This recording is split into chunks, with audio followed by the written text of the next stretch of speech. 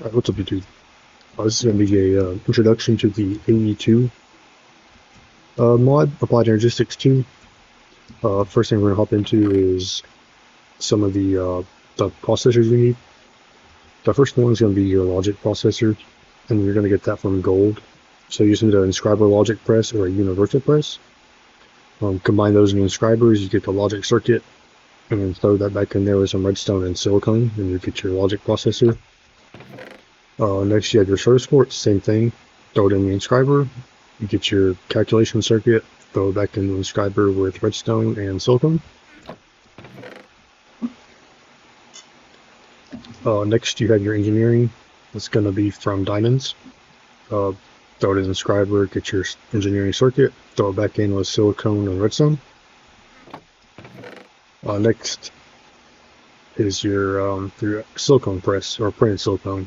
You throw that in the inscriber with the silicone press, and you get the printed silicone. To get the silicone, you need to throw nether quartz into a furnace. Or you can also automate that with mystical agriculture with the silicone seed, which is what I usually try to do as soon as possible, just because you need that for every processor you make.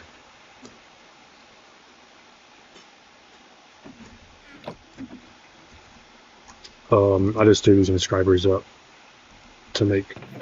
I don't know why I didn't just give it to myself. I don't know, one thing.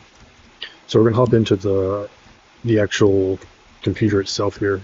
You just need a power source and throw that down on top. This controller can pretty much take every power source out there, invite it to it. There's some items that can't, and you need an energy acceptor for those. So after you get your controller, you need a crafting terminal, which I didn't use myself.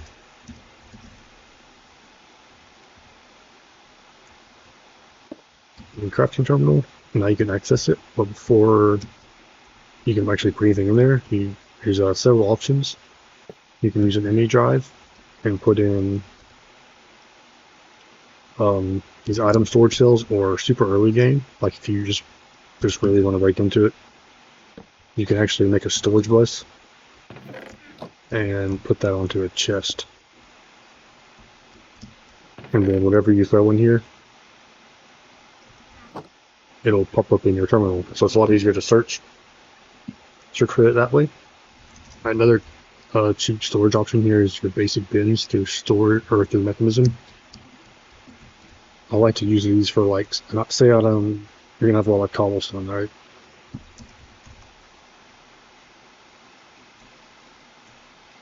You can put the cobblestone in there, throw a storage bus on the side of it,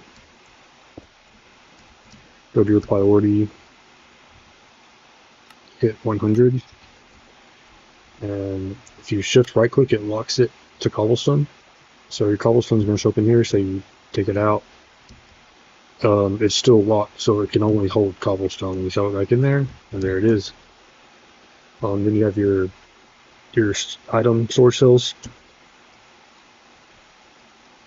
They're not that difficult to make, especially like the 1K ones. All you need is one logic presser surrounded by 4 Certus quartz and 4 redstone. And that'll hold up to 63 different items and 1,000 pieces. So it doesn't hold a whole lot, but early game gets you enough to be able to find everything right here, and you can combine it with your chest you have already and your basic bins. I just made those just because I'm going to use this world for future tutorials. Oh yeah, it's not very difficult to get in. I mean, you just have to have a power source already, so it's probably not immediately, but usually within the first 2 hours in a world, I'll try to get one of these up and running. To get Certus quartz, though, you have to have these Certus blocks, which are in the meteorites. On this next episode, I'm going to show you how to automate the Certus quartz and the Certus quartz dust.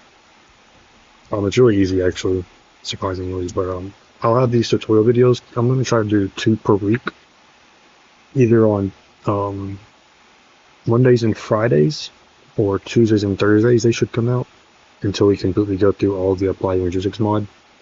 And then I'll probably like hop into Mechanism or something else. But yeah, thanks for watching, and I'll see you all next time.